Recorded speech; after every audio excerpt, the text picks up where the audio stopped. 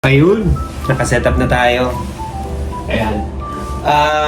Magandang gabi po sa inyong lahat kasi kadarating ko lang dito sa work pero nag-setup agad ako ng camera. Nag-setup ako ng camera agad kasi para makapagpagawa ng video kasi I got a lot of messages after ko upload yung video ko na nasa airport. They keep on asking me kung paano makapunta dito sa Canada, paano mag-apply, parang ganon. First thing, magpapakilala po muna ako sa inyong lahat. Alam ko hindi nyo pa ako kilala. Ako si Rod. Yan. At 11 years na ako dito sa Canada at sa dual citizen.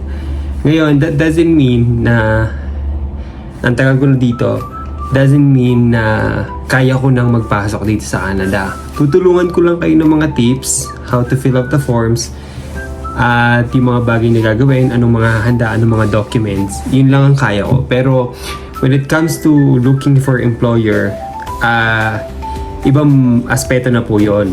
Sa tingin ko, mga lisensyado na yung kailangan gumawa noon.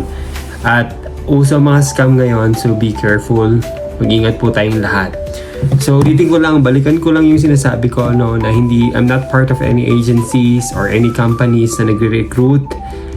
Kaya, I'm not accepting any money po. Hindi po ako nagpapasend ng mga pera. Kaya, just in case na meron pong nanghihingi sa inyo using my name, wag na wag po kayo magpapadala. Okay. So, yun lang po. So, nandito po ako kasi naniniwala po ako na I'm actually into finances. Magtuturo po tayo ng financial Hindi po tayo financial guru ha. Disclaimer po ito. Gusto ko lang pong ipaalam na gusto ko lang po mag-share sa loob po ng 11 years ko dito sa Canada. I just wanted to educate people, especially mga OFW natin, na dapat ang pera ay pinapangalagaan. Dapat ang finances mo ay pinag-aaralan. Para pag-uwi mo sa Pilipinas, hindi ka luhaan, hindi ka lubog sa utang, at hindi ka rin zero. Alone, you still have something for yourself, for your family. Ganon. At hindi basta family ha. Your immediate family. Okay.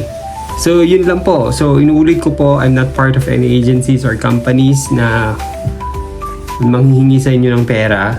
That's not me. Hindi po ako, I'm not asking any amount. Just to help you guys. Yun lang po, ha? Just be careful, okay? Huwag kayo magpapascam, ha? Yun lang po. Mag-upload po ako ng mga videos helping you guys how to get here to Canada, how to fill out the forms, what documents needed, at paano i-fill out yung mga forms na kailangan for that certain application. And that's it. Yun lang po. Yun lang po. Gusto ko lang makatulong. Okay. Guys, be safe.